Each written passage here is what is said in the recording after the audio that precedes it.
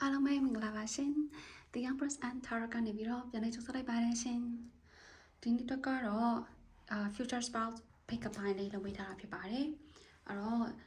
ထုံးစံတိုင်းပဲပေါ့နော်။ဒီဘယ်ဘက်ကပိုင်း1ဒါလေးကပိုင်း2ဒါလေးကပိုင်း3ပေါ့နော်။ခေါင်းစဉ်ကကြတော့ဒီanything that you need to know about your future spouse ပေါ့နော်။ဒီကိုယ့်ရဲ့အနာဂတ်ဖူးစာရှင်အိမ်အောင်ဘက်နဲ့ပတ်သက်ပြီးတော့သင်ဘာတွေများတိဖို့လိုမလဲပေါ့နော်ဘာတွေများသိရမလဲပေါ့နော်ဒါတော့ reading ကနေပြီးတော့အဲ့တော့ဒီခေါင်းစဉ်လေးနဲ့လုပ်ပေးထားတာဖြစ်ပါတယ်အဲ့တော့ထုံးစံနိုင်မယ်ပေါ့နော်ကိုယ့်ရဲ့ဒီတကယ်ကိုဒီဘဝတစ်ခုလုံးစာလက်တွဲပေါ်ဖူးစာရှင်ကိုအာယုံပြုတ်ပြီးတော့ပေါ့နော်အဲ့တော့ပိုင်းလေးတစ်ခုရွေးချယ်လို့ရပါတယ်အဲ့တော့ပိုင်း1ပိုင်း2ဒါလေးကပိုင်း3အချိန်လေးခဏလောက်ပြီးမယ်နော်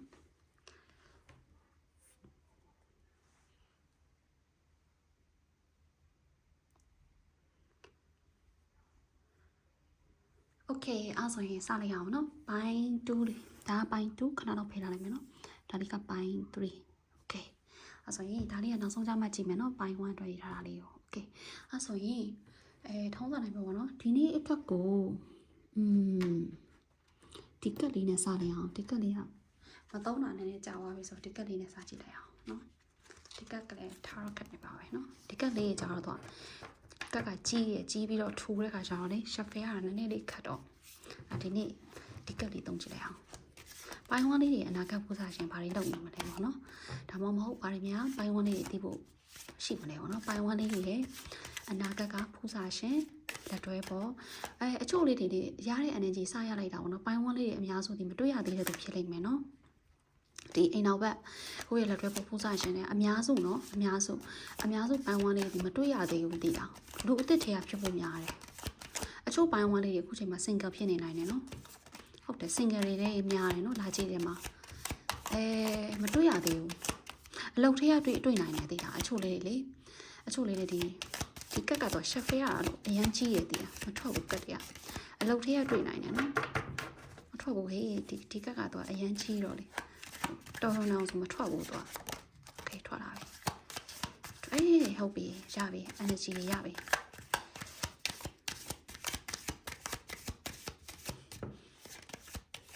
လို့အေးတာကိုကြိုက်တယ်သိလားပိုင်း1လေးတွေအနာဂတ်ပူးစာရှင်ပေါ့နော်သူကလို့အေးတာကိုကြိုက်တယ်အဲ့လိုဇာတိဝတ္ထုပုံနေတယ်သူအိမ်ထဲမှာအဲကွန်ဖွင့်ထားတာမျိုးဒါမှမဟုတ်အေးတဲ့ဇာတိဝတ္ထုကိုကြိုက်တာမျိုးအဲ့လိုမျိုးအေးတဲ့ဒေတာမှာနေတာမျိုးအေးတာကိုကြိုက်တယ်သိလားအေးကိုကြိုက်တယ်ပေါ့နော်အေးရာသီဥတုအေးတာမျိုးသူကြိုက်တယ်အဲ့လိုမျိုးကန်3ကက်လောက်တော့ယူရမယ်နော်1ကက်လောက်ထည့်ယူလိုက်မယ်โอเคဆက်ရပြီနော်ကြည့်ကြည့်အောင်ဒီကက်ကတော့အရင်ကြည့်ရယ်โอเค3ကက်ထွက်လာပါပြီဒီမှာ5 of wands ပေါ့နော်ဒီကက်ထွက်တယ်5 of wands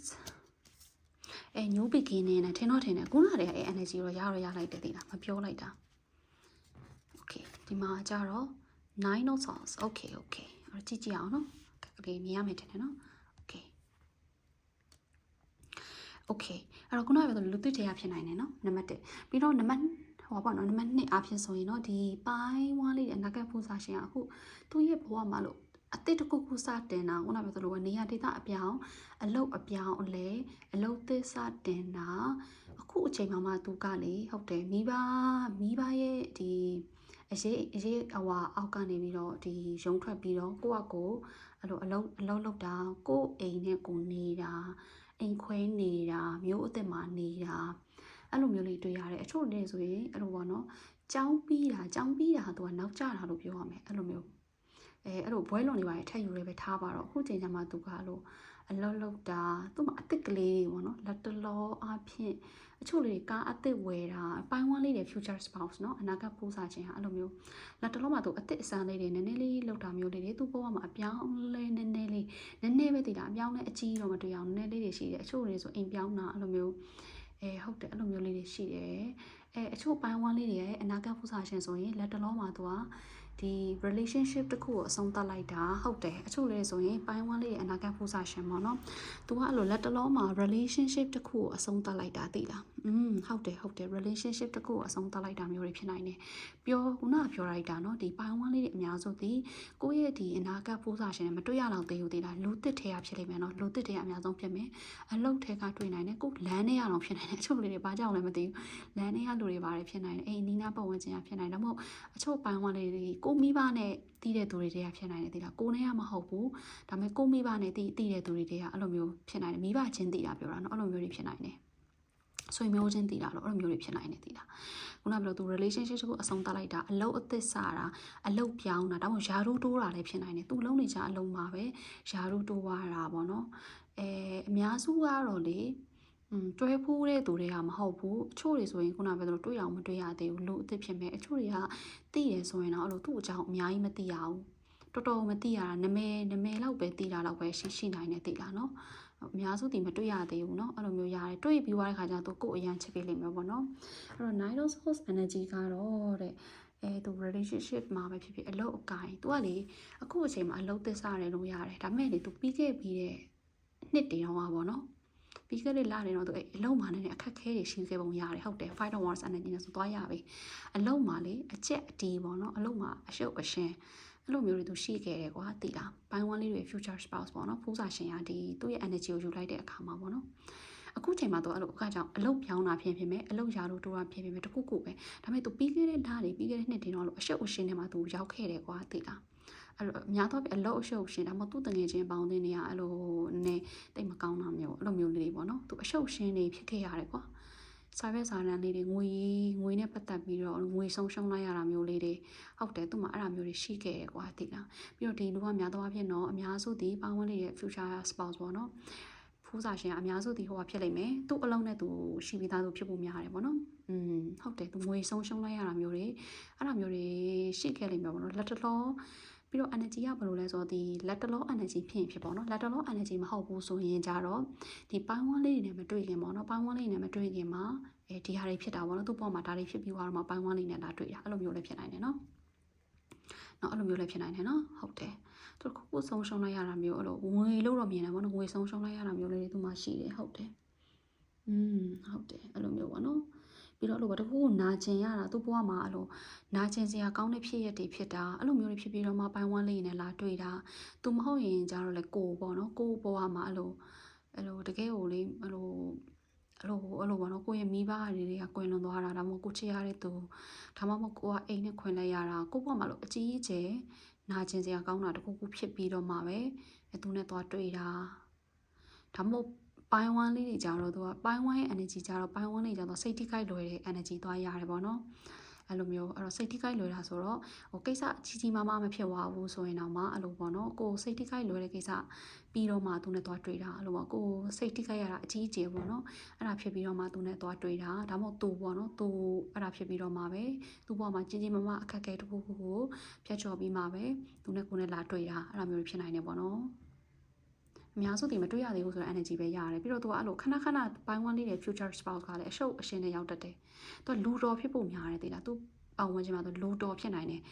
လူတော်ဖြစ်တဲ့အတွက်ကြောင့်လည်းလို့သူအတိုက်ခိုက်များတယ်ပြီးတော့အချို့လေ manager တွေဘာတွေဖြစ်နိုင်တယ်နော်အဲ့လိုယာတို့ကြီးပိုင်းတွေကဖြစ်နိုင်တယ် manager တို့ဘာလို့ဖြစ်နိုင်တယ်သွားရတယ်အဲ့လိုမျိုးအဲ့တော့ခဏသူအတိုက်ခံနေဖြစ်တယ်အရှုပ်ရှင်းနေဖြစ်တယ်သူအရှုပ်ရှင်းမဟုတ်ဘူးဆိုတော့သူကအလုပ်ထဲမှာဖြည့်ရှင်းရတယ်နည်းနည်းလေးတော့ခေါင်းရှုပ်ရတယ်ကွာဒီပိုင်းဝန်းလေးရဲ့ future spouse အနာဂတ်ပူစာရှင်သူအလုပ်ကနည်းနည်းအဲ့လိုတော့ရှိတယ်သူဒီပင်ပန်းရတယ်ပေါ့နော်ပြီးတော့လို့ဒါပေမဲ့ तू ကအဆင်ပြေတယ်အဆင်ပြေဆိုတော့ तू က handle လုပ်နိုင်တယ်ပေါ့နော် तू ကတော့အဆင်ပြေတယ်ဒါပေမဲ့လို့ခဏလို့ဖြစ်တတ်တယ်နော်ဟိုတွေးလာပြီးပြီဆိုတာသတိထားလို့ရတာပေါ့နော်ဒီလူကဒီလိုဖြစ်နေဆိုတာငါရဲ့ future spouse ဖြစ်ဖို့များတယ်ပေါ့နော်အဲ့လိုမျိုးတွေရှိတယ်အဲ့တော့ခုနပြောသလိုပေါ့နော်ဒီကိုယ့်ရဲ့ future spouse ကအဲ့လိုခဏသွားလို့အရှုပ်ရှင်းနဲ့ရောက်သွားတာမျိုးပြဿနာတွေဖြေရှင်းရတာမျိုး तू ကိုယ်တိုင်ပြဿနာရှာတာမဟုတ်ဘူးဆိုရင်တော့ तू ကပြဿနာတွေလိုက်ပြီးဖြေရှင်းပေးရတာဟုတ်တယ်အဲ့လိုမျိုး तू ကအကြီးပိုင်းနေရဖြစ်နိုင်တယ်ဒါပေမဲ့သူ့ရဲ့အငယ်အောက်ကလူတွေ तू ခဏပြဿနာလိုက်ရှင်းပေးရတာအဲ့လိုမျိုးတွေရှိတယ်ပေါ့နော်အဲ့ဒါစပြီး energy ရလိုက်တာပေါ့နော်โอเคအဲ့ဆိုရင်နောက်တစ်ကတ်ကလေးနဲ့ကြည့်အောင်နော်energy ကဇက်တိုက်ထုတ်ဝင်နေအများကြီးပြောရတယ်နော်ဒီပါအဲ့လိုယာတော့မှဆိုဇက်တိုက်ပြောရတာဆိုတော့လေနော်အကွက်ကိုဘာတွေပြောနိုင်မှန်းတော့မသိဘူးဇက်တိုက်တွေပြောရတာโอเคအဲ့တော့နောက်တစ်ကြည့်အောင်အလုံးသစ္စာနေတာမျိုးဟုတ်တယ်အလုံးသစ်အိမ်သစ်ကားသစ်တခုဒါမှမဟုတ်သူ့မိသားစုထဲမှာမလက်တလုံးမှမင်္ဂလာဆောင်သွားတာမျိုးတွေလည်းဖြစ်နိုင်နေသေးလား အခု energy ဖြစ်မယ်ပေါ့နော်ခုနကပြောသလိုမဟုတ်ရင်လည်းဒါတွေဖြစ်ပြီးတော့မှကိုယ်နဲ့သူနဲ့လာတွေ့တာမျိုးအများစုကမတွေ့ရသေးဘူးလို့ပဲထင်နေသေးလားလူသစ်တယောက်လို့ပဲထင်နေသေးလားမတွေ့ရသေးတဲ့ energy လည်းရတယ်ဆက်ကြည့်ရမှာပေါ့နော်အဲ့တော့ဗာလေးများရှေ့အောင်မလဲပေါ့နော်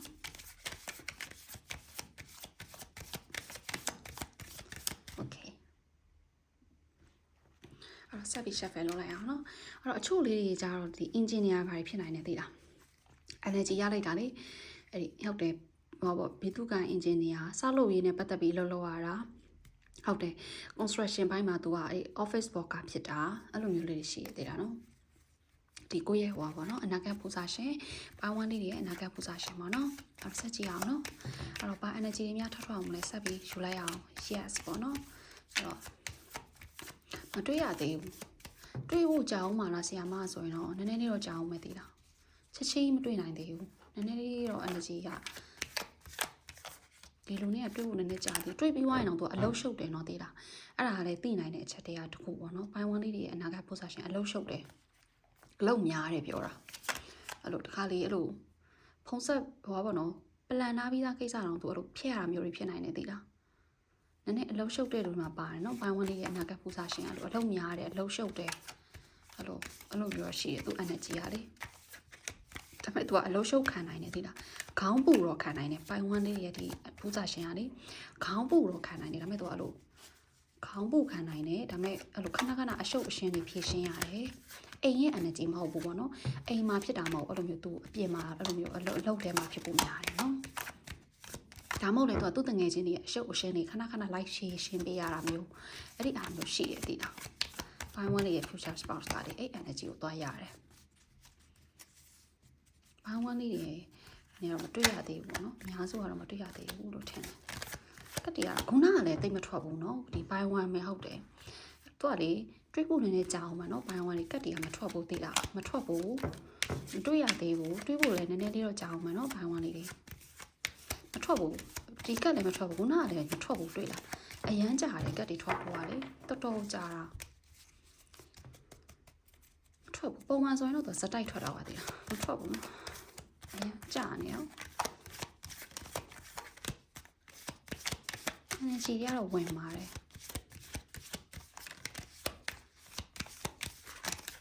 အချို့လေးတွေကြတော့ဒီတရိษံနဲ့ပတ်သက်တဲ့အလုပ်လုပ်တဲ့သူတွေလည်းဖြစ်နိုင်တယ်နော်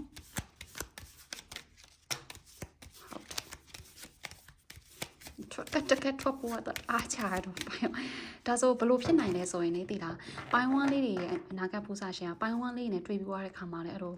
အဆင့်တက်ဖို့တအားကြတာလည်းဖြစ်နိုင်တယ်သိလားသူတိပြီးွားသူနဲ့ကိုယ်နဲ့တွေ့တယ်တိပြီးွားရေးဆိုရင်တော့အဲ့လိုတခါအဆင့်တက်ဖို့ပြီးတော့လေအိမ်တောင်ကလေများသောအားဖြင့်ဒီပိုင်းဝန်းလေးအများစုဒီ30ကျော်ပြီးမှကြာတော့တယ်နော်အိမ်တောင်30ကျော်ပြီးမှကြာဖို့များတယ်အဲ့လိုနည်းနည်းကြာရတယ်သိလားသူ energy ကလေကိုယ်စိတ်ဝင်စားတာတော့မဟုတ်ဘူးနော်သူကသူအလုပ်တွေကရှုပ်နေတာသိလားရမ်းကြာတာပဲအဲ့လိုလေသူစမထွက်ဘူးတွေ့တာလို့โอเคထွက်လာပြီဝန်တာတယ်3ကတ်တော့ထွက်လာပြီ3ကတ်ဆိုထပ်ယူအောင်ပါ4ကတ်တော့ယူအောင်နော်မထွက်ရင်တော့မယူတော့ဘူးထွက်ရင်တော့ယူလိုက်မယ်မထွက်ဘူးခါတာမထွက်ချင်အောင်ဆိုမယူတော့ဘူးအောက်ဆုံးပါတယ်Six of Pentacles တော့ကိုနဲ့အိမ်အောင်ကြပြီးရင်တော့သူကကိုငွေကြီးပိုင်းဆိုင်ရာရထောက်ပံ့နိုင်တဲ့အိမ်အောင်ဦးစီးပေါ့နော်အဲကြောင့်ခုနကပြောတော့အလုပ်ထဲမှာယာထူးကြီးနဲ့မှာဖြစ်ဖို့တော့များတယ်သိလားနော်โอเคအဲ့တော့ဒီမှာထွက်လာတာ3ကတ်ပဲကတ်တွေအများကြီးမထွက်ဘူးပိုင်း1လေ Page of Swords ရဲ့နောက်ပါလေ Page of Pentacles အခုချိန်မှာသူရဲ့ဒီ career ပိုင်းငွေကြီးပိုင်းမှာအာရုံစိုက်နေတာတွေ့ရတယ်နော်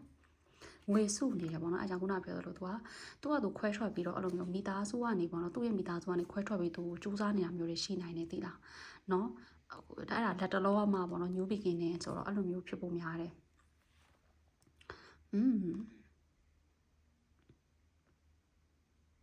ပြီးတော့ဟိုပါပေါ့နော်ရတဲ့ energy ကအခုချိန်မှာခုနပြောသလိုနော်ပိုင်းဝန်းလေးရဲ့ future spawn တွေကမတွေ့ရတော့သေးဘူးပြီးတော့အခုအချိန်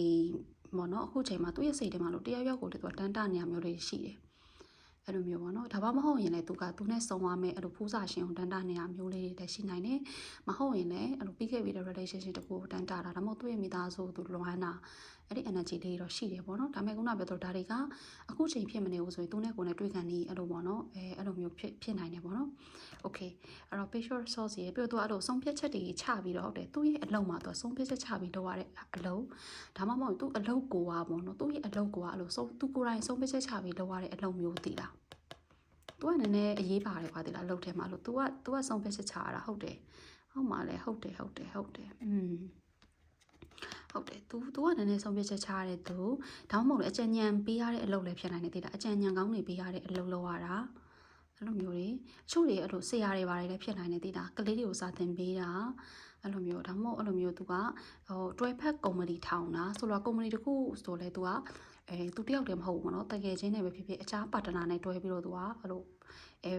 ုလောက်တာမျိုးပေါ့နော်အဲ့လိုမျိုးတွေဖြစ်နိုင်တယ်။ तू က co-founder ပြောတာ co-founder တွေပါတယ်ဖြစ်နိုင်တယ်သိလားနော်အဲ့လိုမျိုးပေါ့။ဒါသူ့ရဲ့ energy ပေါ့နော်ကိုနဲ့သူနဲ့တွေ့ငန်းဒီမှာဖြစ်လာမယ့်အရာလည်းဖြစ်နိုင်တယ်သိလားနော်။တော့ကလေးပါတယ်ဆို2ယောက်လောက်တော့လိုချင်တယ်ပေါ့နော်။ပိုင်းဝန်းလေးတွေနဲ့တွေ့ပြီးွားခါကျဒီ future spot ကလို့ကလေးဆိုလည်း2ယောက်လောက်တော့လိုချင်တယ်ပေါ့နော်အဲ့လိုမျိုးလေးတွေ့ရတယ်။ဟုတ်တယ်သူအခုချိန်မှာသူ့ရဲ့ဒီ career goals တွေပဲပေါ့နော်သူ့ရဲ့ငွေကြေးကိုပဲသူလက်တလုံးမှာတော့သူအဲ့ဒါတွေပဲအာယုံဆိုင်နေရပေါ့နော်အဲ့ဒါတွေပြည့်စုံပြီးသွားရင်တော့တခုတော့ရှိတယ်ဒီလားပိုင်းဝန်းလေးလေဘာ energy ထက်ရလဲဆိုတော့သူနဲ့ကိုယ်နဲ့တွေ့ပြီးသွားတဲ့ခါမှာတော့မှလေခုနပြောတယ်နော်နည်းနည်းလေးအဆင့်တက်ဖို့ကြားတယ်ဘယ်လိုလဲဆိုတော့ကိုယ့်ကိုစိတ်ထဲမှာရှိတယ်သဘောကျတယ်ဒါပေမဲ့ကိုယ်နဲ့တွေ့ပြီးသွားရင်တော့မှသူကလေအဲ့လိုငွေကြေးဆက်စုတာမျိုးသူ့ရဲ့ဒီ career တွေဂိုးတွေပဲအဲ့လိုပဲသူကနည်းနည်းလေးအဲ့ဒီအရာကိုပဲဆက်ပြီးအာယုံစိုက်တာမျိုးအကိုကိုတော့ဘယ်လိုလဲဆိုတော့တွေ့ပြီးွားတဲ့ခါပြောတာနော်တွေ့ပြီးွားတဲ့ခါမှာကိုကိုတော့စိတ်ထဲမှာရှိတယ်ဒါပေမဲ့သူအခြားအဲ့ငွေကြီးတွေပဲဆက်ပြီးအာယုံစိုက်နေတာမျိုးအဲ့လိုမျိုးလေးတော့ဖြစ်တာတတ်တယ်နော်ဒီပိုင်းဝန်းလေးတွေအနာဂတ်ပူဇာရှင်အဲ့လိုမျိုးလေး energy တော့သွားရတယ်နော်ကိုယ့်သဘောမကျတာတော့မဟုတ်ဘူးဒါပေမဲ့ तू ကအခြားအဲ့ဒီအလုပ်တွေပဲအရင်အာယုံစိုက်တာမျိုးဒါသူနဲ့ကိုယ်နဲ့တွေ့ပြီးွားတဲ့အချိန်မှာလည်းအဲ့လိုပုံစံမျိုးလေးတော့သွားပြီးဖြစ်တတ်တယ်သိလားနော်သူတော့ပြီးတော့ဒီလူက air sign တို့ fire sign တို့ earth sign တွေတော့ဖြစ်နိုင်တယ်နော် fire energy တော့နည်းနည်းပါတယ်သူကလေအဲ့လိုမျိုးအလုပ်အရင်စူးစားရတယ်သိလားသူကလည်းမျောတော့ဘာပေါ့နော်ရီမန်းချက်ကြီးတယ်သိလားပိုင်းဝန်းလေးရဲ့တစ်ဖက်သူကလေရီမန်းချက်ကြီးတယ်အဲ့လိုမျိုးမိသားစုကိုထောက်ပံ့ခြင်းတဲ့ energy အဲ့ဒါကအောက်ဆုံးမှာကြတော့ six of pentacles ပေါ့နော်မိသားစုကိုထောက်ပံ့ခြင်းတဲ့သိလားနော်အဲ့လိုမျိုးပေါ့နော်နည်းနည်းလေးအဆင့်တက်ဖို့တော့ကြာမယ်သူနဲ့ကိုယ်နဲ့တွေ့ပြီးွားတဲ့ခါကြာရင်ပေါ့နော်ဟုတ်တယ်ဖြစ်လာပါလိမ့်မယ်နော်တစ်ချိန်ကြာရင်တွေ့ရပါလိမ့်မယ်တဲ့တချို့လေးတွေအဲ့လိုအဝေးမှာတွေ့တာမျိုးတွေဖြစ်နိုင်တယ်နော်အချိန်တစ်ခုရောက်နိုင်ဖြစ်ရလိမ့်မယ်ပြီးတော့နှစ်ကနန်းတွေဟုတ်တယ်ခုနကတည်းကတွေ့ရနှစ်ကနန်းဆိုတော့သူနဲ့ကိုယ်နဲ့က February လမှာတွေ့တာမျိုးဒါမှမဟုတ် तू က February လကိုက February လမှာမွေးတာမျိုးအဲ့လိုမွေးနေ့မွေးလာမွေးရက်တွေမှာနှစ်ကနန်းပါတာမျိုးအဲ့လိုမျိုးလေးတွေဖြစ်နိုင်တယ်ဒါမှမဟုတ်ကိုကသူ့ရဲ့ဒုတိယမြောက် relationship ဖြစ်တာမျိုးအဲ့လိုမျိုးပေါ့နော်ဒုတိယမြောက်အိမ်အောင်လို့တော့သိမရဘူး relationship ဖြစ်ဖို့များတယ်ဒါမှမဟုတ်ရင်ကိုယ့်ရဲ့ future spouse နဲ့ကိုယ်နဲ့ကကိုယ့်ရဲ့ဒုတိယမြောက် relationship ဖြစ်တာမျိုးအဲ့လိုမျိုးလေးဖြစ်နိုင်တယ်သိလားနော်โอเคအဲ့တော့အများကြီးတော့ပြောသွားတယ်เนาะကတ်တွေကတိတ်မထွက်ပေမဲ့အများကြီးတော့ပြောသွားတယ်ရတဲ့ energy ကနေပြောတာပေါ့เนาะโอเคအဲ့တော့လည်းနောက်ဆုံးကိုရွေးထားတဲ့ကတ်ကလေးကြည့်လိုက်အောင်เนาะရွေးထားတဲ့ကတ်ကလေးကြည့်ပြီးเนาะအဆုံးသတ်လိုက်အောင်เนาะနည်းနည်းလေးရှည်သွားပြီဆိုတော့โอเคဟုတ်ပါတယ်ဒီမှာကြည့်လိုက်ပါအောင်ဟုတ်တယ် getting to know each other တဲ့တွေ့လားအဲ့အကြောင်းလေဒီလိုအကြောင်း getting to know each other ဆိုတော့တယောက်နဲ့တယောက်သိဖို့ကြိုးစားနေဆိုတဲ့အကြောင်းလေးမသိသေးဘူးလို့ထင်တယ်တော့အချို့လေးကအလုပ်ထဲမှာတွေ့နိုင်တဲ့တငယ်ချင်းပွဲတွေဘာတွေမှာတွေ့နိုင်နေသေးလား तू ကတွေ့တာကိုယ့်ကိုကြည့်နေအဲ့လိုမျိုး तू နဲ့ကိုယ်နဲ့တွေ့ပြီးသွားအဲ့လိုလေ तू ကကိုယ်စပြီးတော့ဟောပါတော့စိတ်ဝင်စားတဲ့သူဖြစ်လိမ့်မယ်သိလားနော်ဟုတ်တယ်အဲ့လိုနည်းနည်းယာရုကြီးတွေကအဲ့လိုမျိုးတွေကဖြစ်နိုင်တယ်နော်ဘိုင်းဝန်းလေးတွေရဲ့အနာဂတ်ပူဇာရှင်ပေါ့နော်โอเคအဲ့ဆိုအများကြီးပြောရတယ်နော်โอเคအဲ့ဆိုရင်အဆုံးလေးကြည့်ရှုပေးကြတဲ့အကြောင်းကျေးဇူးတင်ပါတယ်နောက်တစ်ပိုင်းလေးမှာပြန်ဆောင်တွေ့ဖို့အတွက် like and follow subscribe လေးလုပ်ပေးသွားပါအောင်เนาะအားလုံးပဲbye byeအဲ့ဆိုပိုင်း2လေးတောင်းလိုက်မယ်เนาะโอเคပိုင်း2ကဒီကတ်လေးပေါ့เนาะအဲ့နောက်ဆုံးမှပဲကြည့်လိုက်မယ်ထုံးစံနိုင်မယ်ဒီပထမအဆုံး shuffle လုပ်တဲ့ကတ်ကလေးပေါ့เนาะဒီကတ်ကလေးနဲ့ပဲကြည့်လိုက်အောင်ခုနပြောသလိုပဲဒီကတ်ကြီးရတော့အကြီးပဲအဲ့ဒါနည်းနည်း shuffle ခတ်တယ်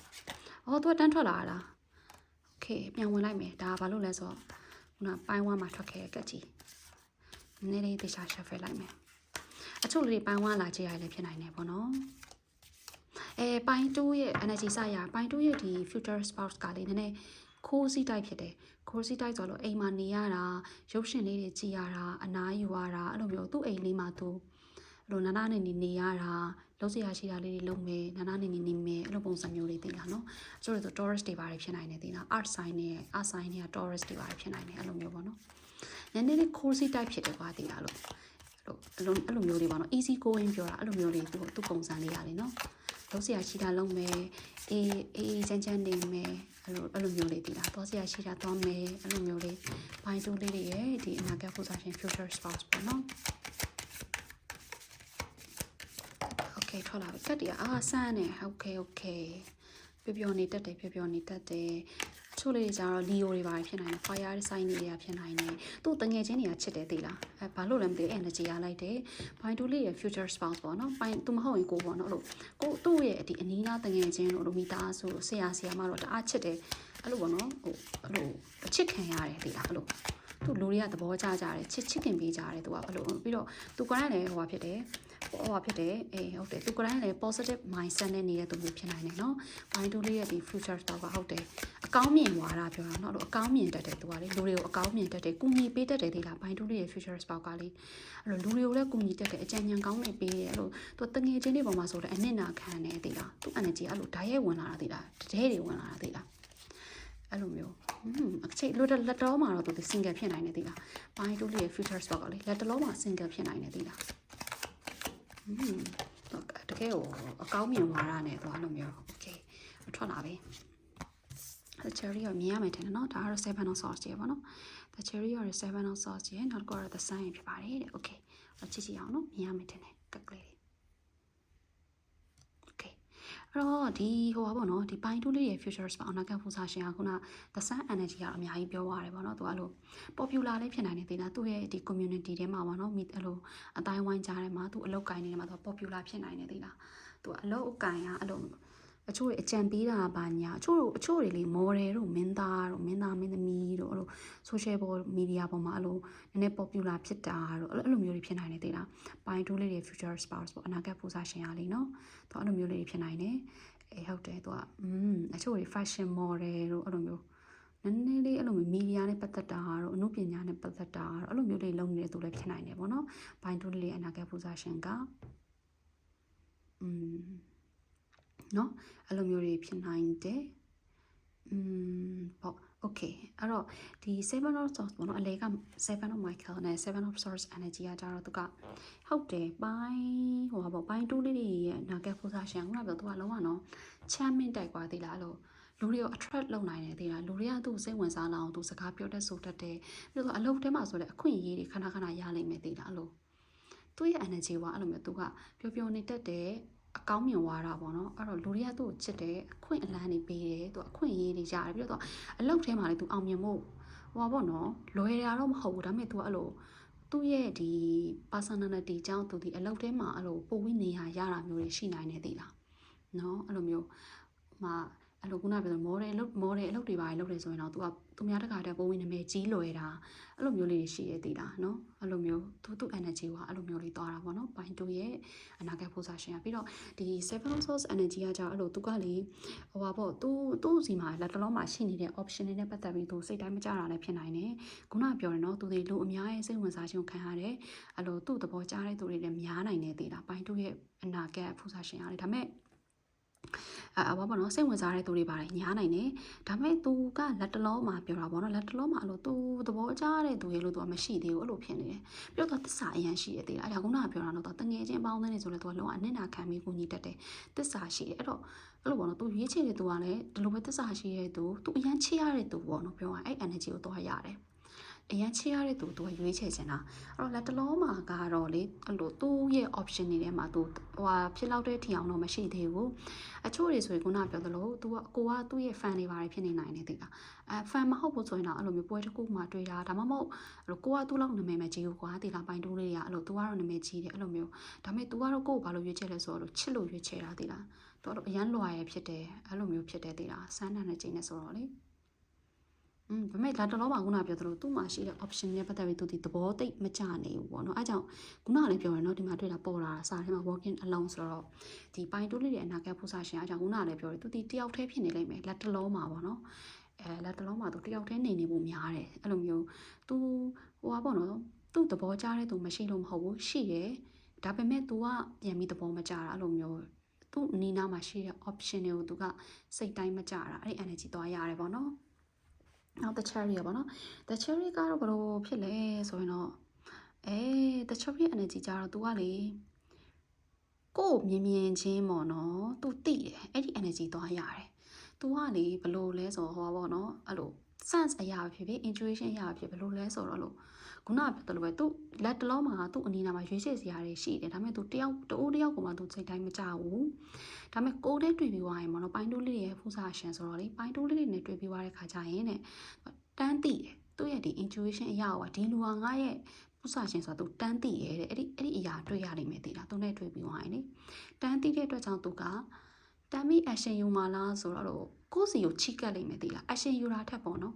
်အဲ့လို तू ကကိုယ်ကိုစပြီးချိကတ်တဲ့သူဖြစ်ဖို့များတယ်သိလားဘိုင်းတူးလေးတွေရဲ့အနာဂတ်ဖူးစာရှင်ကလေအဲ့လို तू ကကိုယ့်ကိုစပြီးချိကတ်တဲ့သူဖြစ်လိမ့်မယ်ပေါ့နော်အဲ့လိုလာကြည့်တဲ့သူကယောက်ျားလေးဆိုရင်တော့ main ကလေးဆိုရင်တော့အထာပေးတာပဲပြောမှာပေါ့နော် तू ကတခုခုစလိမ့်မယ်ကွာသိလားလို့ तू တန်းတည်တယ်ဒါပေမဲ့အဲ့ခါကျရင်ဘိုင်းတူးလေးတွေကတော့အဲ့လိုပေါ့နော်ကိုယ်လားပလေးလားဘာညာထင်တတ်တယ်ဒါပေမဲ့ခုနပြောလို့ तू ကဟိုသိတယ်ခွာတယ်သူ့ရဲ့ intuition အရာကဒီလူကငါ့ရဲ့ future spouse ဆိုတာ तू သိရပေါ့နော်အဲ့ဒီအတွက်ကြောင့်ကိုယ့်စီကိုဓာတ်ရိုက်လာမယ်ဓာတ်ရိုက်လာလိမ့်မယ်ကိုနဲ့သူနဲ့တွေ့ပြီးသွားတဲ့ခါကျရင်လေအဲ့လိုကိုယ့်စီကိုဒီဇိုင်းမမရောက်လာမယ်သူမျိုးပေါ့နော်အဲ့လိုမျိုး तू က action စလိမ့်မယ်သိလားအဲ့ဒီအရာသွားရတယ်နော်တခုစကားတွေပါတယ်စပြောတယ်စပို့တယ်ဆိုလေ तू ကစလုပ်လိမ့်မယ်သိလားနော်အဲ့ဒါသွားတွေ့ရပေါ့နော်ဟုတ်တယ်ပြီးတော့ तू ကလေကိုသဘောကျလို့ရွေးချယ်တယ်ဆိုရင်လည်းအဲ့လိုကိုစီမှာသူသဘောကျတာတွေအများကြီးရှိတယ်အဲ့ဒါလည်းတွေ့ရတယ်သိလားကိုယ့်ရဲ့အလုပ်ကြိုးစားတာတော့စိတ်နေစိတ်ထားတော့အဲ့ဒါလေးလည်းသူကသဘောကျတယ်သိလားအော်နော်ပိုင်းတူးရဲ့အနာဂတ်ဖူးစာရှင်ကပိုင်းတူးလေးကိုရွေးချယ်တာပေါ့နော်အဲ့လိုရွေးချယ်လိုက်ပြီးခုနပြောသလိုအဲ့လိုရုပ်ရည်ထက်ကွာသိလားကိုယ့်ရဲ့ရုပ်ရည်ထက်လို့စိတ်နေစိတ်ထားစူးစမ်းတာတော့စိတ်ထားပြက်တာတော့သူအဲ့ဒါလေးတွေပို့သဘောကျတယ်အဲ့လိုသစ္စာရှိတာအဲ့လိုမျိုးသူအဲ့ဒါလေးတွေပို့ပြီးသဘောကျတော့ကိုယ်ရွေးချယ်တာကွာသိလားနော်အဲ့တော့တွေးပြီးလားမတွေးရသေးဘူးလားဆိုတော့အများစုကလည်းထုံးစံနိုင်မယ်မတွေးရသေးတဲ့သူတို့ထင်တယ်သိလားဘိုင်းတူအများစုကလည်းမတွေးရသေးတဲ့ energy သွားရတယ်ပေါ့နော်ဘိုင်းတူလေးတွေကလည်းအများစုကတော့မတွေးရသေးဘူးလို့ထင်တယ်အဲ့တော့ဆက်ကြည့်လိုက်အောင်နော်ဒီကတ်လေးနဲ့နည်းနည်းဆက်ထုတ်လိုက်အောင်နော်ပြောတာများသွားပြီဆိုတော့အဲ့ဒါ3ကတ်လောက်ကြည့်ကြည့်အောင်နော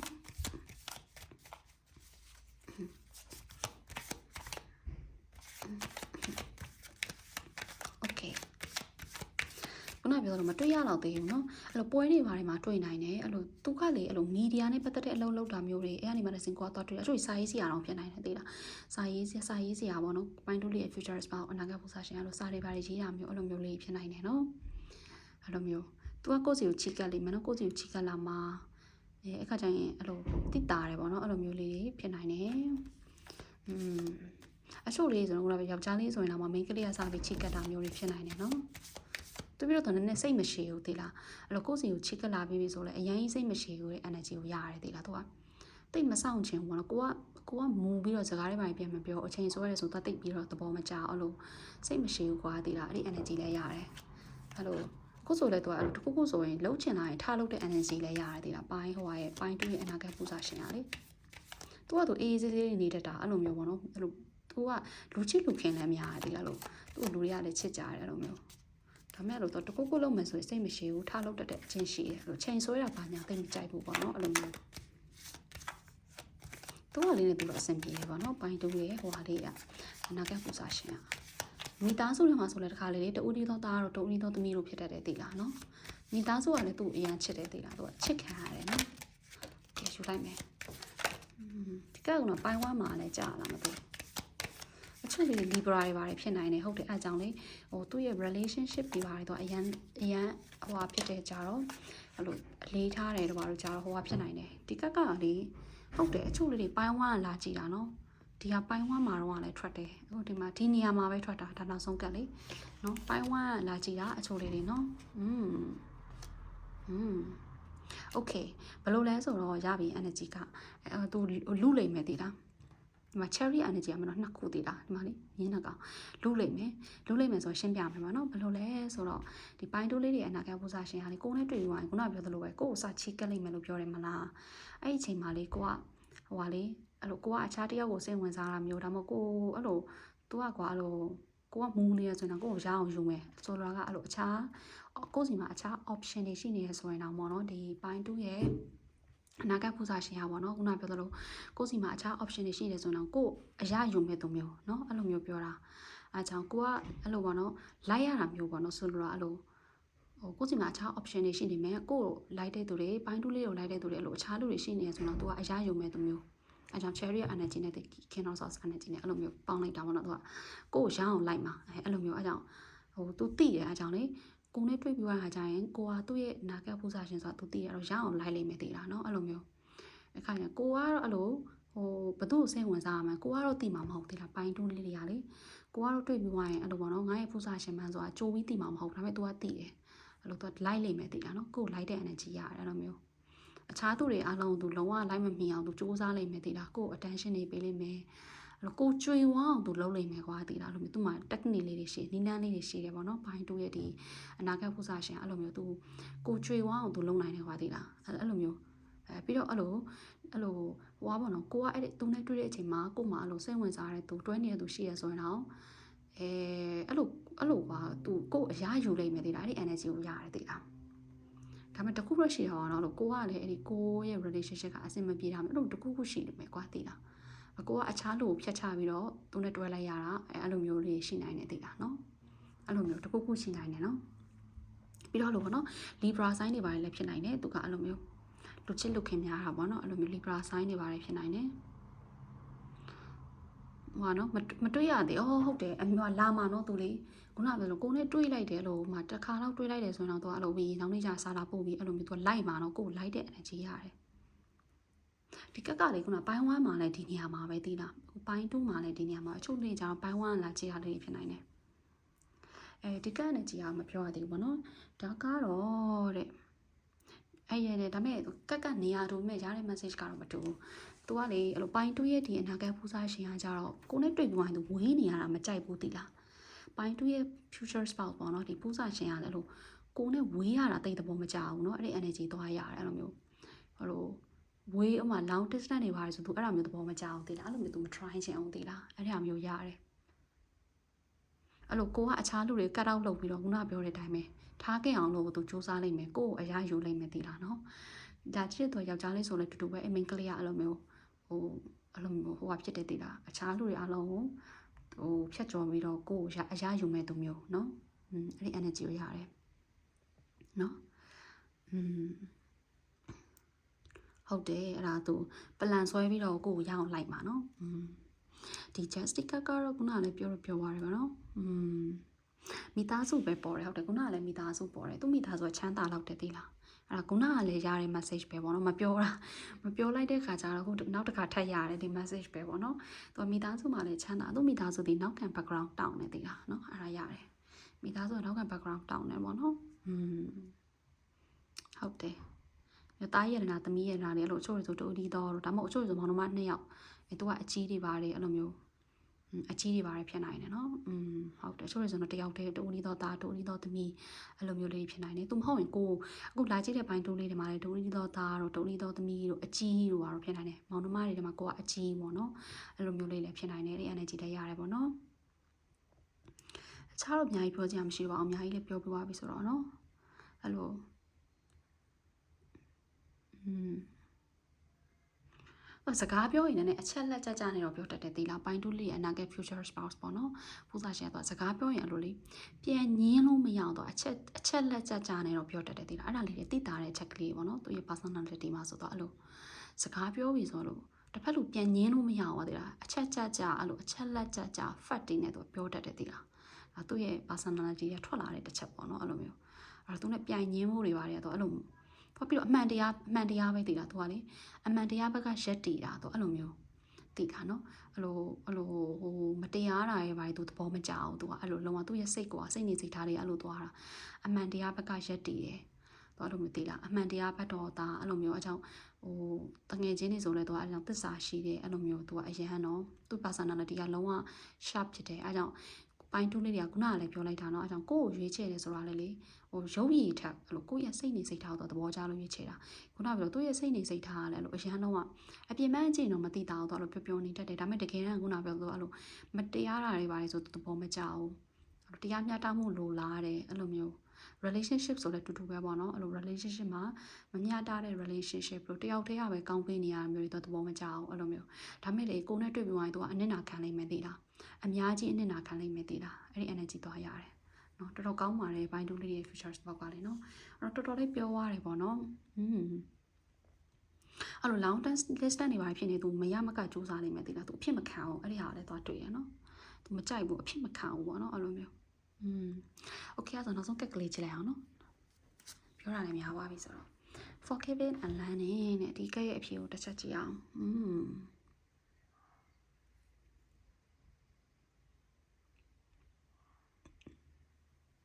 forgiving and learning ဆိုတော့လေဒါကတော့ရတဲ့ energy ကတော့ခုနပြောသလို तू ကစိတ်နေစိတ်ထားအရန်ပြေသွားတယ်သိလားဟိုကိုအပေါ်နေမဟုတ်ဘူး तू အဲ့လိုတငယ်ချင်းအပေါင်းအသင်းလို့မိသားစုလို့အဲ့လိုမျိုးအကုန်လုံးကွာသိလားလို့ခွင့်လွတ်ပေးတတ်တယ်ကွာသိလားအဲ့လိုစိတ်နေစိတ်ထားဒါကဘာသွားရလဲဆိုတော့သူ့ရဲ့စိတ်နေစိတ်ထားပိုင်းတူးလေးလည်းဖြစ်နိုင်တယ်ပေါ့နော်လို့စိတ်နေစိတ်ထားအရန်ပြေသွားတယ်အဲ့အကြောင်းလေးသူစိတ်ဒီပိုင်းအကြောင်းများတော့မြင်တော့အဲ့လိုစိတ်နေစိတ်ထား personality ထွက်လာတာပေါ့နော်စိတ်နေစိတ်ထားအရန်ပြေသွားတယ်အဲ့လိုတကူတော့ရှိတယ်အဲ့လိုပေါ့နော်သူကကိုယ်ဆိုလဲကိုလဲပေါ့နော်ပိုင်းတူးလေးရဲ့ဒီ future spout ကကိုလဲလို့ landing လုပ်စေချင်တယ် landing ဆိုအဲ့လိုဘဝနဲ့ပတ်သက်ပြီးတော့လေသူကရင်းချက်စေချင်တယ်ကိုလေလို့တွေးခေါ်ပိုင်းအဲ့လိုမျိုးတွေရင်းချက်တာမျိုးသူသဘောကျတယ်အဲ့ကြောင့်ကိုရွေးချယ်ရခြင်းအကြောင်းရလဲလို့ကိုကလေအဲ့လိုစိတ်နေစိတ်ထားရင်းချက်လို့အဲ့ဒါအကြောင်းရွေးချယ်တာတည်တာတော့အဲ့လို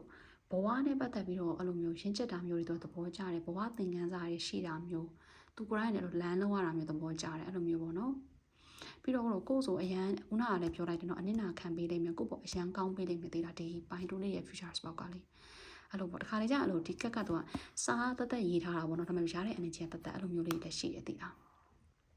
းသူကိုယ်တိုင်လေပိုင်းတူးလေးနဲ့တွေ့ပြီးသွားတဲ့ခါမှာလေပိုင်းတူးလေးရဲ့ future spot heal လုပ်ပြီးပါလောက်ပြီးသိလား heal လုပ်ပြီးမှပဲတွေ့တာပေါ့နော်လို့သူ့ဘဝမှာလည်းနာကျင်ခဲ့ရတာလေးလည်းရှိတယ်ပေါ့နော်ဒါပေမဲ့သူကအကောင်းမြင်စိတ်ပဲထားတယ်အဲ့လိုမျိုးကိုယ်လည်းအကြောင်းအကောင်းမြင်စိတ်ထားတာမျိုးလေးသဘောကျတယ်အဲ့လိုမျိုးလေးနော် okayအဲ့တော့ဒါကတော့ဒီနေ့အတွက်ပေါ့နော်ဘိုင်းတွင်းလေးတွေရဲ့အနာဂတ်ပူဇာရှင်နဲ့ပတ်သက်ပြီးကြည့်ပေးထားတာပဲဖြစ်ပါတယ်အဆုံးထိကြည့်ပေးကြတဲ့အတွက်ကြောင့်လည်းအားလုံးကျေးဇူးတင်ပါတယ်နောက်ထပ်ပိုင်းလေးမှာပြန်တွေ့ကြဖို့အတွက်အားလုံးပဲ like and follow subscribe လေးလုပ်ပေးသွားကြပါအောင်နော်အဲ့ဆိုရင်အခုပိုင်း3လေးသွားလိုက်အောင်မယ်နော် okay အဲ့ဆိုရင်ပိုင်း3လေးသွားမယ်နော်ဒါလေးကပိုင်း3ပါနောက်ဆုံးပိတ်ပိုင်း3လေးသွားကြည့်အောင် okay ပိုင်း3လေးတွေ energy စားရလိုက်တာကြောင့်အဲ့တော့အဝေးဟိုကလေနှစ်ယောက်လုံးကတူတူပဲဆိုရင်တော့မှဟိုကမှနှစ်ယောက်လုံးမြန်မာနိုင်ငံသားပဲဆိုရင်တော့လေအဲ့လိုအဝေးမှာသွားတွေ့တာမျိုးသိလားနိုင်ငံပြင်ပမှာနှစ်ယောက်သွားတွေ့တာမျိုးအဲ့လိုမျိုးလေးဖြစ်နိုင်တယ်သိလားနော်ဟုတ်တယ်အဲ့လိုမျိုး energy တော့စရလိုက်တယ်ပေါ့နော်အဲ့လိုဟုတ်တယ်ကိုနဲ့ပြီးတော့လေပိုင်း3လေးရာလေကိုနဲ့သူနဲ့ကတီးပြီးသားသိလားအရင်တည်းကတီးပြီးသားဆိုတော့အဲ့လိုတွဲခဲ့ဘူးတာဘာညာမဟုတ်ဘူးတီးပြီးသားဒါပေမဲ့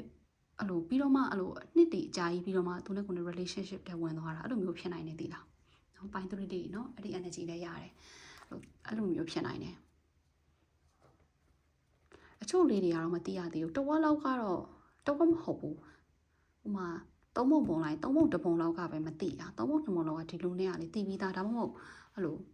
social media ပေါ်မှာ friend တွေပါတယ်ဖြစ်နိုင်တယ်သိလားရတဲ့ energy ရတယ်လို့ဒီလူပဲသိလားဟိုကအဲ့လိုသူကလေကိုယ်မြင်ရတယ်ကိုကလေသူ့မြင်ရတယ်အဲ့လိုမျိုး energy ရောရှိရပါသေးလားနော်လက်တလုံးမှာတော့လေစကားပြောနေတဲ့သူဖြစ်နိုင်တယ်နော်ပိုင်းသွေးလေးကိုလက်တလုံးမှာတော့စကားပြောနေတဲ့သူလက်တလုံးမှာသူဒီကိုယ်စိတ်ဝင်စားနေတာမျိုးအဲ့လိုမျိုးလေးဖြစ်နိုင်တယ်နော်ဒါ3ပုံ2ပုံလောက်ပေါ့နော်3ပုံ2ပုံလောက်ကတော့မတွေ့ရသေးတာဖြစ်နိုင်တယ်ဟုတ်တယ်တီးပြီးသားဘာလို့လဲတီးပြီးသားတဲ့ဟာဖြစ်နိုင်တယ်သိလားကြည့်ကြည့်အောင်နော်ပိုင်းသွေးလေး future spouse ဟုတ်တယ်တီးပြီးသားတနေရာမှာတော့လို့တီးပြီးသားကွာသိလားပြီးတော့ကိုယ်မြင်နေရတာမျိုးကိုကသူ့မြင်နေရတာမျိုးအဲ့ဒါမှမဟုတ်နေရာချင်းနီးနေရမျိုးလည်းဖြစ်နိုင်တယ်ချို့လေးလေတမျိုးထဲမှာအဲ့လိုမျိုးနေရာချင်းနီးနေတာအလုပ်ချင်းနီးတာအဲ့လိုမျိုးနော်အဲ့လိုမျိုးလေးလည်းဖြစ်နိုင်တယ်အချို့လေးတွေဆိုဘယ်လိုတောင်လဲဆိုရင်ဥမာနှစ်ယောက်လုံးကမြန်မာနိုင်ငံမှာတော့မဟုတ်တော့ဘူးအခြားနိုင်ငံမှာရောက်သွားတယ်ဒါပေမဲ့အခြားနိုင်ငံရောက်တော့မှနှစ်ယောက်လုံးကမျိုးတစ်မျိုးတွေမှာသွားတွေ့ကြတာမျိုးသိလားအကြောင်းတစ်ကြောင်းထဲမှာသွားတွေ့တာမျိုးအဲ့လိုအလုပ်တစ်ခုထဲမှာသွားတွေ့တာမျိုးအဲ့လိုမျိုးလေးလည်းပါတယ်လူနည်းစုပေါ့နော်အဲ့လိုမျိုးလေးလည်းတွေ့ရတယ်တငယ်ချင်းအဲ့လိုငယ်တငယ်ချင်းလို့အဲ့လိုမျိုးဒါမှမဟုတ်ကိုယ့်ရဲ့တငယ်ချင်းတွေက mutual ဖြစ်နေတာမျိုးဟုတ်တယ်ကိုယ့်တငယ်ချင်းနဲ့သူ့တငယ်ချင်းတွေက mutual ဖြစ်နေတာမျိုးနော် energy ကတော့ဝင်နေနော်အခုအချိန်မှာသူနဲ့ကိုယ်နဲ့နီးနေတာဖြစ်နိုင်တယ်နော် အဲ့လိုအလုတ်ချင်းတူနေတာအကြောင်းချင်းတူနေတာနေတဲ့နေရာချင်းတူနေတာတမျိုးတည်းမှာအဲ့လိုမျိုးဒါမှမဟုတ်ခုနက social media ပေါ်မှာ friend ဖြစ်နေတာနီးတော့နီးတယ်သူနဲ့ကိုယ်နဲ့ energy ရလေနီးတဲ့ energy တော့ရတယ်နော်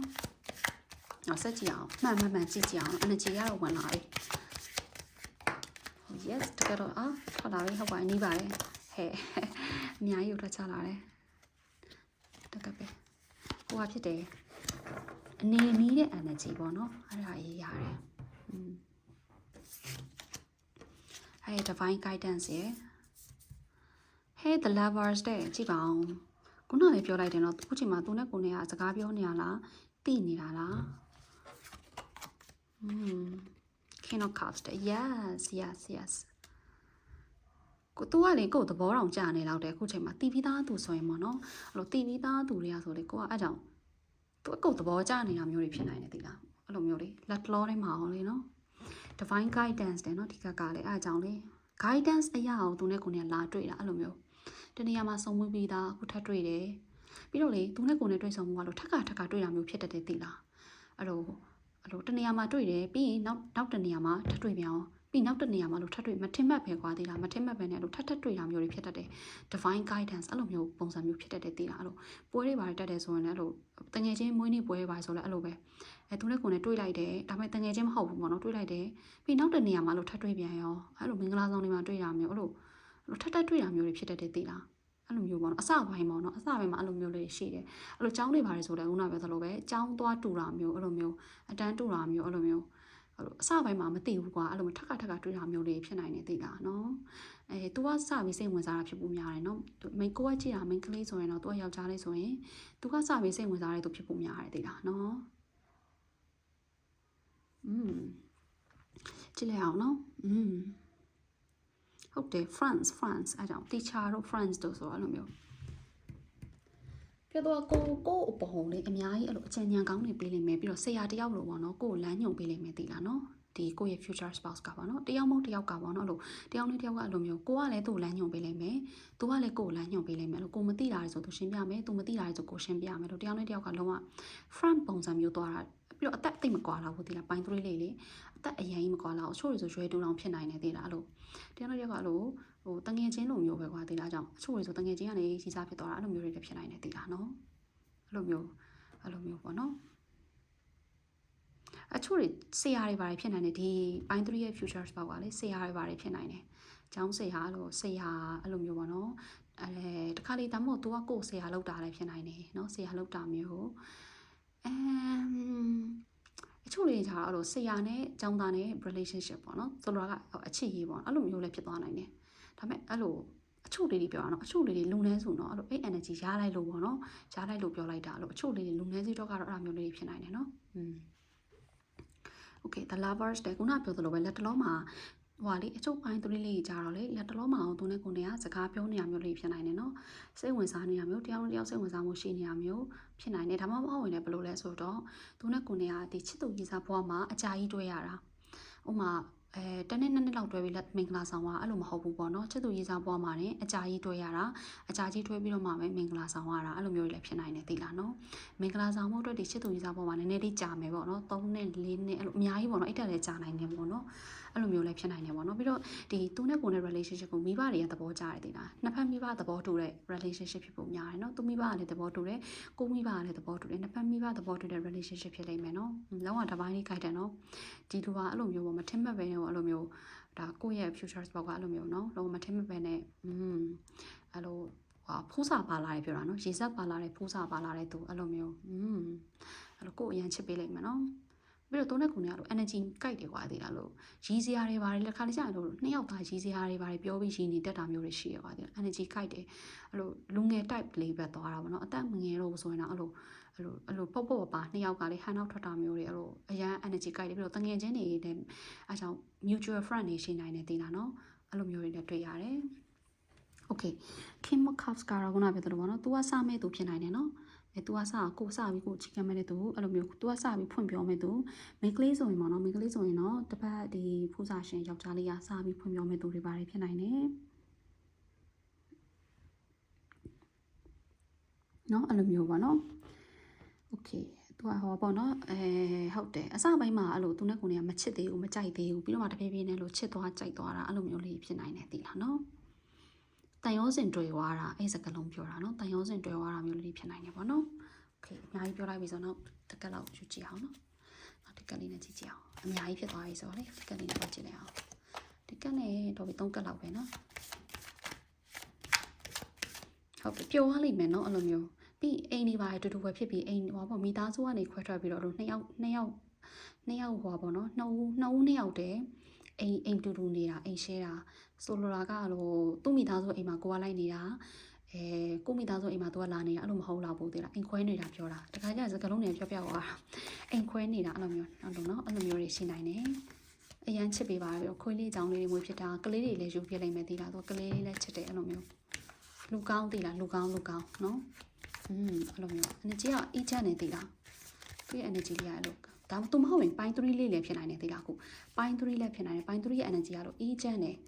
စိတ်အေးချမ်းတယ်သေးလားအေးချမ်းတာကိုကြိုက်တယ်စိတ်မပူလောင်တတ်ဘူးကွာသေးလားပူရတာမျိုးမကြိုက်ဘူးအေးလေးဟုတ်တယ်အေးလေးဖြစ်နေတာမျိုးသဘောကျတယ်အဲ့လိုမျိုးလူအေးဆိုတော့စကားအေးတာမျိုးတော့မဟုတ်ဘူးကွာဒါပေမဲ့လို့အေးချမ်းတာမျိုးကြိုက်တာနော်အကိုနဲ့ရင်းနေတဲ့သူနဲ့ပဲစကားပြောတာမျိုးဟုတ်တယ်အဲ့လိုမျိုးလေးလည်းဖြစ်နိုင်တယ်နော်အဲ့လိုသူမဟုတ်ရင်ကိုပေါ့နော်ပိုင်း3လေးအဲ့လိုအေးချမ်းတာလေးကိုသဘောကျတာမျိုးလေးဖြစ်နိုင်တယ်အေးချမ်းရှိတာလေးတွေပေါ့နော်အဲ့လိုမျိုးပတ်ဝန်းကျင်အေးချမ်းတာဆိုလဲသဘောကျတယ်တဘာဝနေချားလေးတွေအဲ့လိုမျိုးလေးဟုတ်တယ်ဟောဘာကြံလို့မလဲပေါ့နော်မထွက်လာဟုတ်ခက်တယ်ချို့လေတီတီသားသူတွေကဖြစ်နိုင်တယ်လက်တလုံးမအောင်စကားပြောနေတာလို့နေနီးနေတာအဲ့လိုမျိုးလေးဖြစ်နိုင်တယ်အချို့တမောင်တပုံကတော့မသိရသေးတဲ့သူတွေဖြစ်နိုင်တယ်မသိရသေးတဲ့သူတွေတည်းဆိုလေအခြားပိုင်းတွေပါသူလိုက်ကြည့်ပုံရတယ်သိလားပိုင်း3လာကြည့်ပြီးတော့တကယ်လို့မသိရသေးတဲ့သူဆိုရင်အခြားပိုင်းလေးတွေပါသူလိုက်ကြည့်သလားမသိဘူးเนาะဒီကိုလာကြည့်တဲ့သူလေးလေအဲ့ကြည့်လဲတွေ့တော့เนาะအချို့တွေပြောเนาะလူနည်းနည်းလေးပဲတွေ့တာအများကြီးတော့မတွေ့ဘူးလူနည်းနည်းလေးပဲတွေ့တာ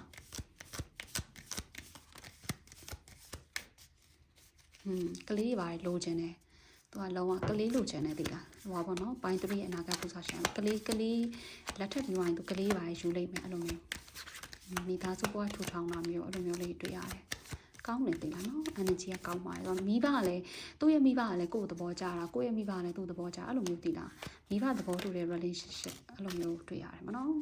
okay ဒီခက်ကဘာလို့လဲပေါ့နော်ဘာလို့ထားတာလဲ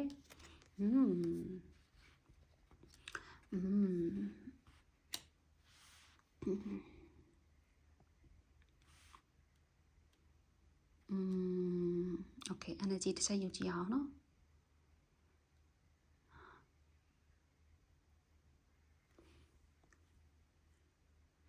ဟုတ်တယ်ခုနကပြောတာလေအဲ့ဒီဟိုတီပြီးသားသူတွေကဆိုလေအစစ်မတက်သေးပဲနဲ့အဲ့လိုရက်နေတာမျိုးတွေဖြစ်နိုင်တယ်ပြီးတော့အဲ့ဒီတွဲတဲ့ကာလမှာပေါ့နော်တွဲတဲ့ကာလအဲ့ဒီရှည်ကြတဲ့ကာလမှာလေးနည်းနည်းအဲ့လိုပြက်လိုက်တွဲလိုက်လေးဖြစ်မလားမသိဘူးဒီလားအဲ့လိုမျိုးလေးဖြစ်တတ်တယ်ဒီလားပြက်လိုက်တွဲလိုက် break up ဖြစ်လိုက်ပြန်ပြီးတွဲလိုက်အဲ့လိုမျိုးလေးလည်းဖြစ်တတ်တယ်စကားများရန်ဖြစ်တာလေးတော့ရှိရတယ်လားအဲ့တော့တွေ့ရတယ်လက်ထပ်ပြီးတော့မဟုတ်ဘူးပေါ့နော်ဒီလက်မထပ်ခင်ကာလမှာလေစကားများတွဲလိုက်ပြီးကြရပါတော့လို့စကားများရင်ဖြစ်တာမျိုးလေးတွေအမြင်မတူတာမျိုးလေးတွေတခါလေအယူဆကွဲတာမျိုးလေးတွေအဲ့လိုမျိုးလေးတော့ဖြစ်တတ်တယ်ပေါ့နော်တွဲပြီးသွားတဲ့အချိန်မှာပေါ့နော်အဲ့လိုမျိုးလေးတော့ဖြစ်တတ်တယ်တခါလေတော့မပြောမစုံနဲ့အဲ့လိုအပြင်ထွက်သွားတာမျိုးလေးလည်းရှိတယ်ဒီလားကိုယ်နဲ့မပြောမစုံအဲ့လိုပေါ့နော်အဲ့လိုမျိုးလေးလည်းရှိတတ်တယ်ပြီးတော့အစမှာ relationship မှာအဆိုးတွေ living together နေတာမျိုးတွေဖြစ်နိုင်တယ်သိလားနော်အဲ့လိုမျိုးဖြစ်နိုင်တယ်ဟုတ်တယ်ဟောပေါ့ relationship အဲ့လိုမျိုးတွဲတာကြားပြီးတဲ့ခါမှာနည်းနည်းလေးအခက်ခဲလေးတော့ရှိတယ်ပေါ့နော်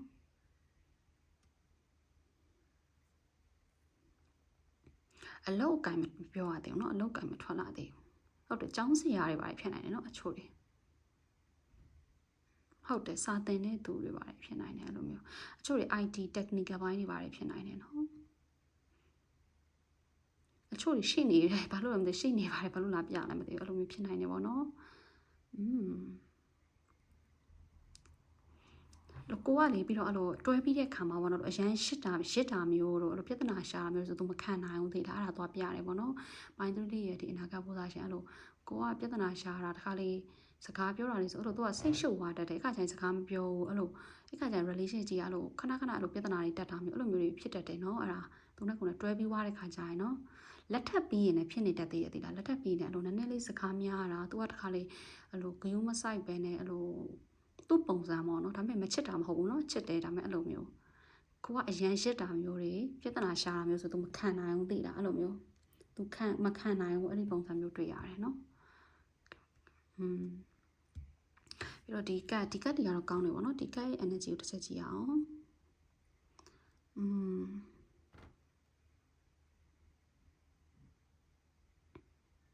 ဟိုပါပေါ့နော်သူ့ရဲ့အခြား relationship ကိုအဆုံးသတ်ပြီးမှပဲကိုစီရောက်လာတာမျိုးအဲ့လိုမျိုးလေးလည်းဖြစ်နိုင်တယ်ပေါ့နော်ဟိုလိုကိုနဲ့မတွေ့ခင်မှာသူ့ရဲ့အခြားသော relationship ကိုအဆုံးသတ်ပြီးမှကိုနဲ့တွေ့တာမျိုး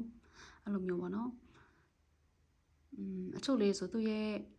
အိမ်အောင်ပြုတ်ကန်ဒီမှာပျောက်သွားပြီးတော့ကိုနဲ့တွေ့တာမျိုးအဲ့လိုမျိုးလေးလည်းဖြစ်နိုင်တယ်အိမ်အောင်ပြုတ်ကိုယူရပြီးတွေ့တာပေါ့နော်ပထမ relationship ကအဲ့ဒါအဆင်မပြေလို့ကိုနဲ့လာတွေ့တာကိုနဲ့တွေ့ဖြစ်သွားတာအဲ့လိုမျိုးပေါ့နော်အဲ့လိုမျိုးလေးလည်းဖြစ်နိုင်တယ်ခုနကပြောသလိုသူနဲ့ကိုနဲ့ friendship ဖြစ်တဲ့အချိန်မှာလေသူက relationship နဲ့ ship ရှိနေတာဖြစ်နိုင်တယ်သိတာအဲ့လိုပေါ့နော်စသီးတဲ့အချိန်ပြောတာစသီးတဲ့အချိန်မှာတငယ်ချင်းဒါပေမဲ့သူက relationship ရှိနေတာအဲ့လိုမျိုးဖြစ်နိုင်တယ်ပေါ့နော်ပြီးတော့မှသူနဲ့ကိုနဲ့တွေ့ဖြစ်သွားတာအဲ့လိုမျိုးလေးလည်းဖြစ်နိုင်တယ်နော်ကောင်းပါတယ်နော်သူကလေဒီ energy ကတော့လို့ပေါ့နော်သူကကိုရဲ့အဲ့လိုပေါ့နော်စူးစမ်းတဲ့စိတ်သက်တွေပါတယ်သဘောကျတယ်ပေါ့နော်ခိုင်းဖြစ်တာမျိုးတွေလက်တွေ့ဆန္ဒမျိုးတွေသဘောကျတယ်ပေါ့နော်ဒါမှမဟုတ်လည်းကိုအဲ့လိုဖြစ်စေခြင်းတယ်ပေါ့ခုနကလည်းပြောလိုက်တယ်ဟုတ်တယ်ဟိုကလေလမ်းညွှန်ပေးတယ်ဆိုတာအဲ့လိုမျိုး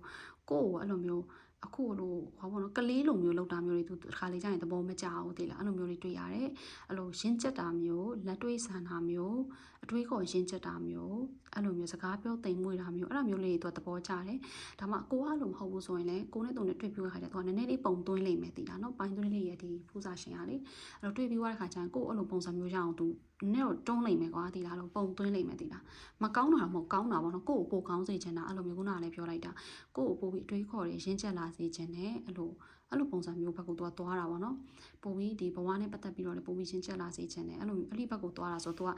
ကိုအတွက်လည်းဆရာတယောက်ဖြစ်နေမယ်ပေါ့နော်တခါမဲ့တစ်ခါလေးကြာရင်ကိုကသူ့အတွက်ဆရာတယောက်ဖြစ်နေတတ်တယ်အားကြောင့်သူနဲ့ကိုနဲ့ဒီကိုင်းချုံမီကျုံကိုင်းမီပေါ့နော်အဲ့လိုပုံစံမျိုးလေး relationship ကသွားနိုင်မယ်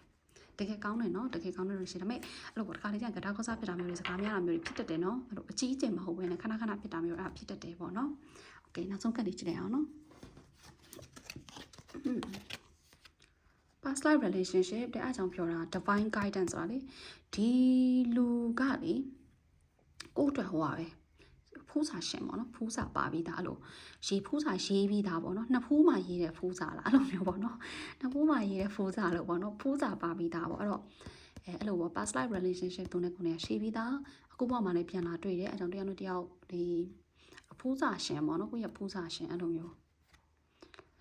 အဲကြောင့်အချို့လေးတွေခုနပြောတဲ့ဟိုမတွေ့ရသေးတဲ့သူဆိုရင်ဒီကိုနဲ့သူနဲ့အရင်တော့အတိတ်ဘဝမှာတွေ့ခဲ့ပြီးသားပေါ့နော်အခုဒီမတွေ့ရသေးဘူးဆိုအခုဘဝမှာလာတွေ့မယ်ဒါပေမဲ့တွေ့ခဲ့ပြီးတဲ့အချိန်ကအတိတ်ဘဝတော့အချိန်ပေါ့နော်အဲ့လိုမျိုးလေးလည်းဖြစ်နိုင်တယ်ပေါ့နော်โอเคတော့လေတစ်ခါလေးဇမင်ရှည်ထားတာမျိုးတွေလည်းဖြစ်နိုင်တယ်နော်ဘိုင်း3ရဲ့ဒီအနာဂတ်ပူဇာရှင်အဲ့လိုယောက်ျားလေးဆိုရင်တော့ဇမင်နည်းနည်းလေးရှည်တာမျိုးအဲ့လိုဂျင်းလေးပါတယ်စိုးရကြိုက်တာမျိုးအဲ့လိုမျိုးလေးလည်းဖြစ်နိုင်တယ်ပေါ့နော်ကိုကိုချစ်ပေးလိုက်မယ်နော်အဲ့လိုမျိုးโอเคဒါကတော့ဒီပိုင်း3ဒီလေးအတွက်ပေါ့နော်ပိုင်း3လေးရဲ့အနာဂတ်ပူဇာရှင်လက်တွဲပုံနဲ့ပတ်သက်ပြီးကြည့်ပေးထားတာပဲဖြစ်ပါတယ်အဲ့တော့အဆုံးထိကြည့်ရှုပေးကြတဲ့အတွက်ကြောင့်အားလုံးလည်းကျေးဇူးတင်ပါတယ်လို့နောက်တစ်ပိုင်းဒီမှာပြန်တွေ့ကြဖို့အတွက်အားလုံးပဲ like and follow subscribe လေးလုပ်ပေးသွားကြပါအောင်နော်အားလုံးပဲ bye bye ပါ